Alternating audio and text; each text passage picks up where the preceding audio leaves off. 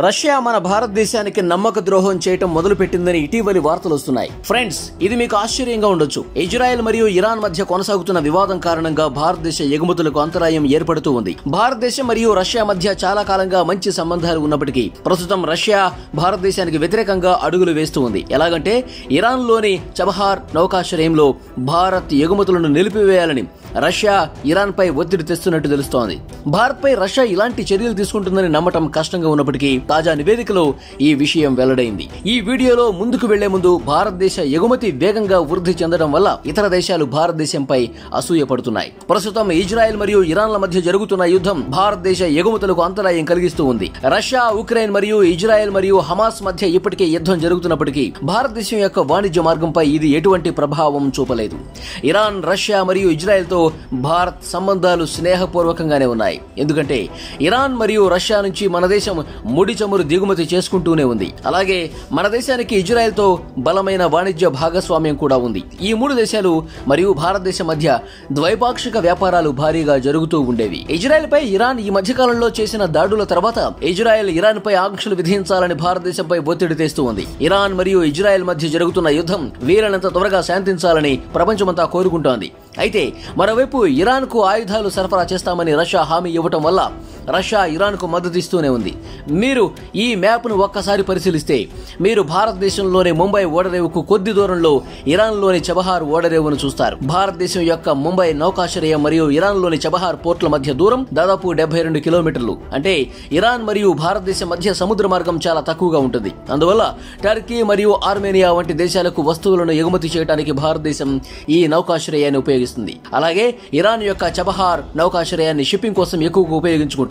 అందుకే ఈ సంవత్సరం జనవరిలో ఇరాన్ లోని చబహార్ నౌకాశ్రయాన్ని భారత్ తన ఆధీనంలోకి తీసుకుంది. దీనివల్ల భారతదేశం తన స్వంత నిబంధనల ప్రకారం ఈ నౌకాశ్రయాన్ని నిర్వహిస్తూ ఉంది. ఇలా చేయటం వల్ల భారతదేశం ఇతర దేశాలకు వస్తువులను దిగుమతి మరియు ఎగుమతి చేయటం సులభంగా మారింది. కానీ ఇక్కడ సమస్య ఏంటంటే ఇరాన్ లోని చబహార్ పోర్టుకు షిప్పింగ్ ద్వారా భారత రక్షణ పరికరాలను ఎగుమతి చేస్తూ ఉంది. ప్రస్తుతం ఈ నౌకాశ్రయం ద్వారా కొన్ని ట్రక్కులను ఇరాన్ మార్గాల నుంచి ఆర్మేనియాకు సరఫరా చేయాలనే ప్రణాళిక సుమారు నెల రోజుల ముందు నిర్ణయించబడింది. అయితే ఇరాన్ ఇప్పుడు ఆర్మేనియాకు సంబంధించిన రక్షణ ఆయుధాలతో నిండిన కొన్ని ట్రక్కులను నిలిపివేసింది. నెల రోజుల క్రితం ఆర్మేనియా 90 ఆధునిక టోడ్ ఆర్టిలరీ గన్ సిస్టమ్స్ ఉత్పత్తి చేయడానికి భారతదేశానికి ఆర్డర్ ఇచ్చింది. భారతదేశానికి చెందిన defence research and development organisation దీనిపై వేగంగా పనిచేసి ఈ ప్రాజెక్టును పూర్తి చేసింది.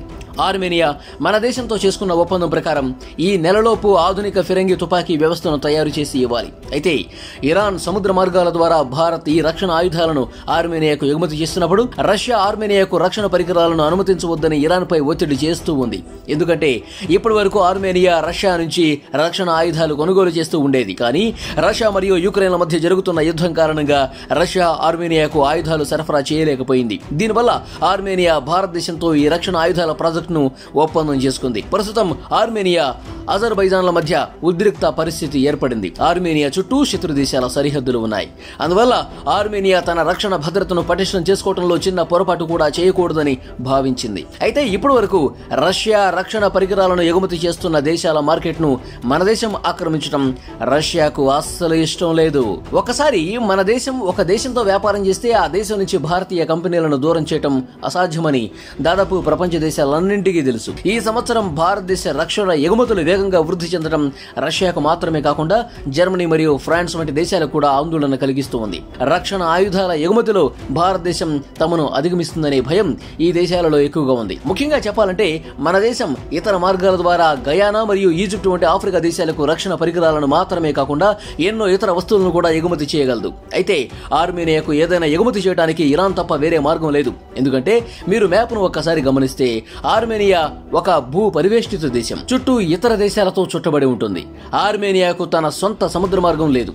కాబట్టి భారతదేశం ఇతర దేశాల ద్వారా ఆర్మేనియాకు వస్తువులను ఎగుమతి చేస్తూ ఉంది. అయితే ఆర్మేనియా చుట్టుపక్కల ఉన్న దేశాలన్నీ క్రమంగా దాని భూభాగాన్ని ఆక్రమిస్తున్నాయి. కాబట్టి ఇరాన్ మినహా అన్ని పొరుగు దేశాలతో ఆర్మేనియాకు స్నేహపూర్వకమైన సంబంధాలు లేవు. కాబట్టి ఇరాన్ను ఆర్మేనియాకు రక్షణ పరికరాలు మరియు ఇతర వస్తువులను సరఫరా చేసే మార్గంగా మన దేశం ఎంపిక చేసుకుంది.